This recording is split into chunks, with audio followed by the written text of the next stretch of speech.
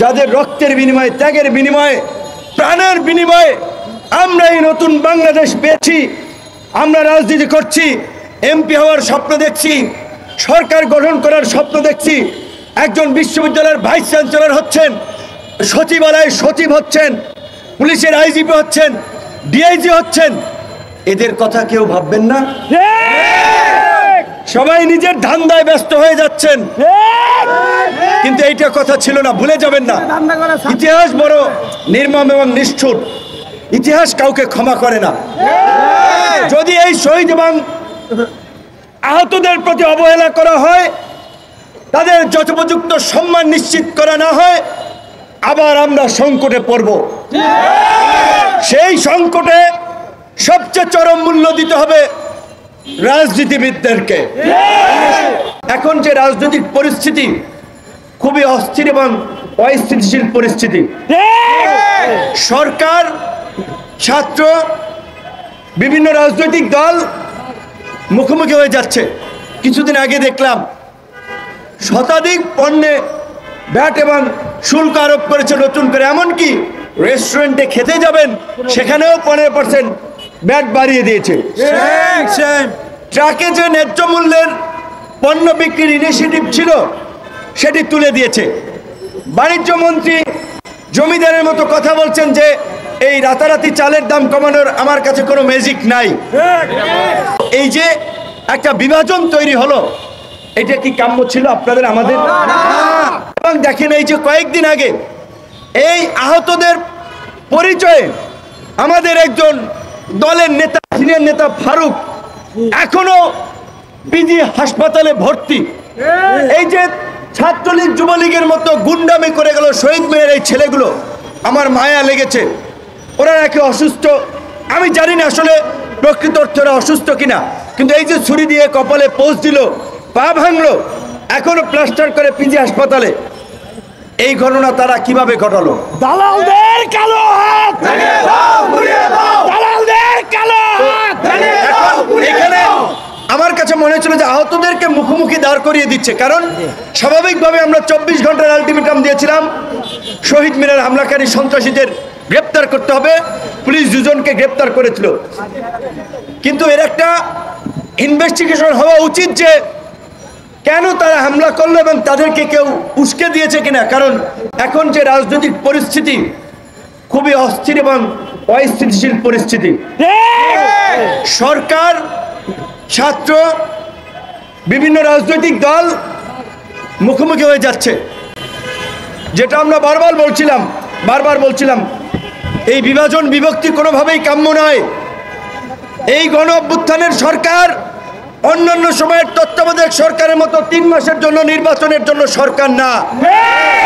এই গণ অভ্যুত্থানের সরকার রাষ্ট্র পুনর্গঠনে, রাষ্ট্র সংস্কারে আমাদের সমর্থিত সরকার।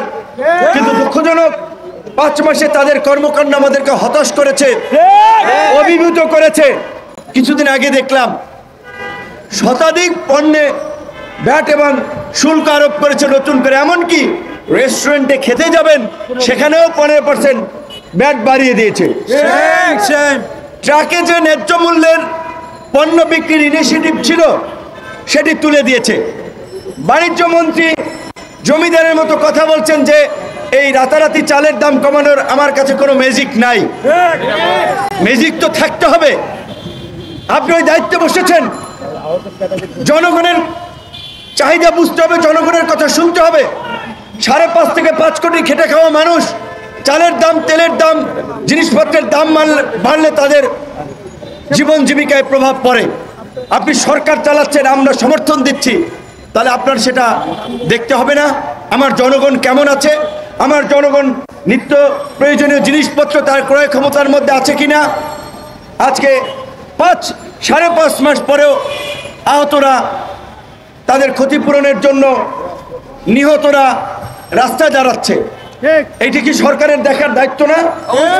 এইটা দেখার দায়িত্ব আমার না, শহীদুল ভাইয়ের না। এটার জন্য একটা ফাউন্ডেশন করে দেওয়া হয়েছে, ফাউন্ডেশনের সাধারণ সম্পাদক বানানো হয়েছে একজন ছাত্র নেতা, আবার একই সাথে সে নাগরিক কমিটির মুখ্য সংগঠক। নাগরিক কমিটি আন্দোলনের নেতাদের একটা বড় প্ল্যাটফর্ম, এখানে অনেক কাজ আছে। এখন জুলাই ফাউন্ডেশনের দায়িত্ব পালন না করতে পারলে যে ফ্রি আছে, যে সময় দিতে পারে, যে দরদ দিয়ে কাজ করতে পারবে তাকে দায়িত্বটা দেন। দায়িত্ব নিয়ে বসে থাকলাম, কাজ করতে পারলাম না, তাহলে কি হলো?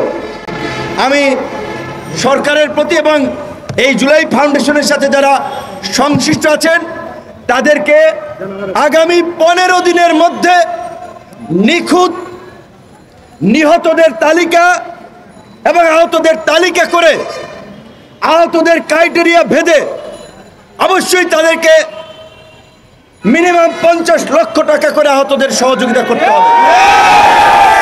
আমাদের দাবি এবং যারা নিহত হয়েছে কয়জন, যদি 800 ধরেন, 1000 ধরেন, তাহলে 1000 মানুষকে 1 কোটি টাকা করে দিলে 1000 কোটি টাকা লাগবে। একজন পিকে হালদার 10,000 কোটি টাকা নিয়ে গেছিল। এক এসালম 14টা ব্যাংক খাইয়া ফেলাইছে।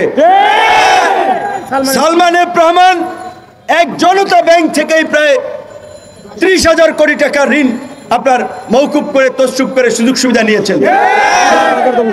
এই রকমের মাফিয়ারা তো মিনিমাম 50টা আছে, যে এই 50 মাফিয়াই প্রায় দেশের ব্যাংক থেকে, আর্থিক খাত থেকে অন্তত 2-4 লক্ষ কোটি টাকা গায়েব করে দিয়েছে।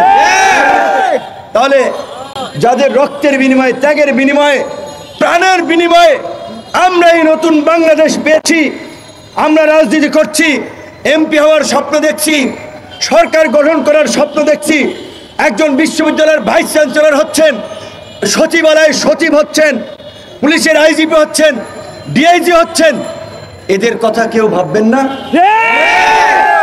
সবাই নিজের ধান্দায় ব্যস্ত হয়ে যাচ্ছেন, কিন্তু এইটা কথা ছিল না, ভুলে যাবেন না। ইতিহাস বড় নির্মম এবং নিষ্ঠুর, ইতিহাস কাউকে ক্ষমা করে না। যদি এই শহীদ এবং আহতদের প্রতি অবহেলা করা হয়, তাদের যথোপযুক্ত সম্মান নিশ্চিত করা না হয়, আবার আমরা সংকটে পড়ব। সেই সংকটে সবচেয়ে চরম মূল্য দিতে হবে রাজনীতিবিদদেরকে।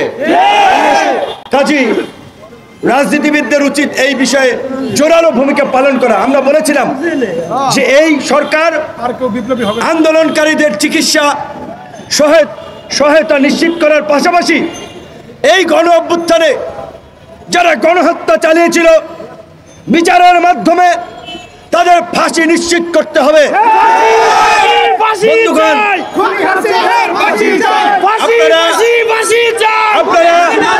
আপনারা এইখানে যেটা বলেছেন, পরবর্তী কোন সরকার যেন রাজনৈতিকভাবে এই মামলাকে তাদের হাতিয়ার হিসেবে ব্যবহার করতে না পারে।